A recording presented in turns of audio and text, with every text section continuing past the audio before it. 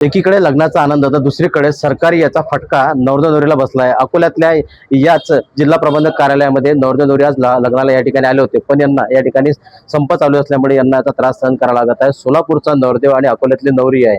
पूर्वी त्यांनी तारीख घेतली होती आजची, पण या ठिकाणी लग्न नोंदणीसाठी या ठिकाणी आले, पण आज त्यांना संपाचा फटका बसलेला आहे। पाहू शकता की सोलापूर या ठिकाणी 50 ते 60 या ठिकाणी हे लोक या ठिकाणी आलेले आहेत लग्नासाठी, पण यांना या सरकारी संपाचा फटका बसलेला आहे। आपल्यासोबत या ठिकाणी जाणून घ्या।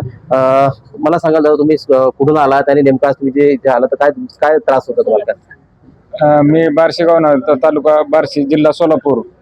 आम्ही 70 लोक आलेलो आहोत। काल संध्याकाळी बसलो होतो, आज सकाळी आलेलो आहे। तर इथं आल्यानंतर त्यांनी सांगितले की आज संप चालू आहे। त्याच्यानंतर परत तारीख वगैरे आजचीच दिलेली होती। दीड महिन्यापूर्वी रजिस्ट्रेशनची तारीख त्यांनी कन्फर्म केलेली होती। आम्ही काल पण येऊन गेलेलो होतो, तर त्यांनी सांगितलेलं होतं की आज आहे म्हणून। तर आज त्यांनी सांगितलं साहेबांनी की काहीतरी पर्याय व्यवस्था करू म्हणून। मला सांगाल, आज आनंदाचा एवढा क्षण आहे आणि आता हा त्रास तुम्हाला सहन करावा लागत, तर काय सांगाल नेमकं?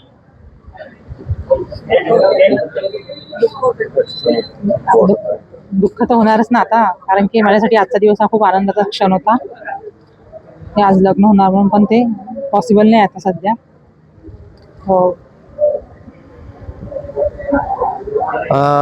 मला सांगाल तुम्ही आता यांच्याशी चर्चा केली तर तुम्हाला काय काय म्हणाले अधिकारी? ते म्हणाले की इथं कोट्यावधीचे व्यवहार रोखलेले आहेत, तुमच्या लग्नाचं काय घेऊन बसलात? आम्ही म्हणलो की आम्ही 1,00,000-1,50,000 रुपये खर्च करून आलो, तर तुम्ही 1,00,000-1,50,000 काय घेऊन बसला? इथं कोट्यावधीचे व्यवहार रोखलेले आहेत अशी त्यांनी उत्तरे दिले। पण संपावरती सगळे वर्ग 2चे अधिकारी असलेले वर्ग 1च्या माणसाकडे माझ्याकडे 4 असल्यामुळे मी आता काय करू शकत नाही।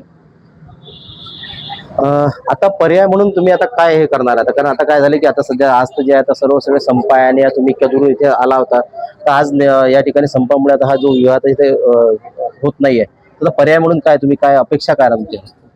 समाजामध्ये एकीकडे हा जो विषमतेचा भाग चालू आहे की लग्न होत नाहीत, विवाह होत नाहीत, मुलांना मुली मिळत नाही, मुलींना मुलं मिळत नाहीत, अशा अवस्थेमध्ये नोंदणी हा एक पर्याय आम्ही ठरवला होता।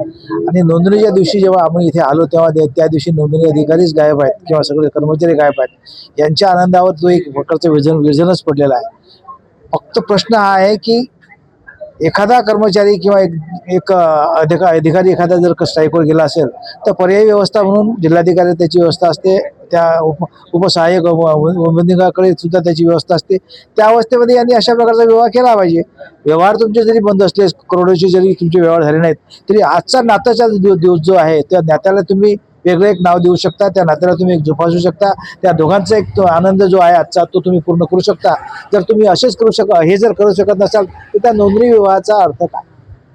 आता पुढची अपेक्षा काय तुमची? आता काय आता पुढची अपेक्षा काय? आता पुढे साहेब कलेक्टर मॅडम जे आमच्याशी बोलल्यात, तर त्या म्हटल्या की मी अधिकाऱ्यांना तशी सूचना देते, बघतो आता काय म्हणतात ते। त्यांचं सॉफ्टवेअर चालत नाही, सॉफ्टवेअर चालू करतात, त्यातून जर काही मार्ग निघाला तर आम्ही करतोय प्रयत्न। आज हे होते सोलापूरचा नवरदेव आणि अकोल्यातील नवरी। गेल्या 550-600 किलोमीटर या ठिकाणी नवरदेव येतो, पण या ठिकाणी भाव होत नाही। काय तर सरकारी योजनेचा त्यांना फटका, संपाचा फटका ठिकाणी बसलेला, त्यामुळे आज या ठिकाणी जे आहे नवरदेव नवरी या विवाहापासून वंचित राहिलेले आहेत। त्यामुळे आता हा विवाह होतो काय हे पाहण्यात गरजेचं आहे। गणेश सोनवणे, टीव्ही मराठी, अकोला।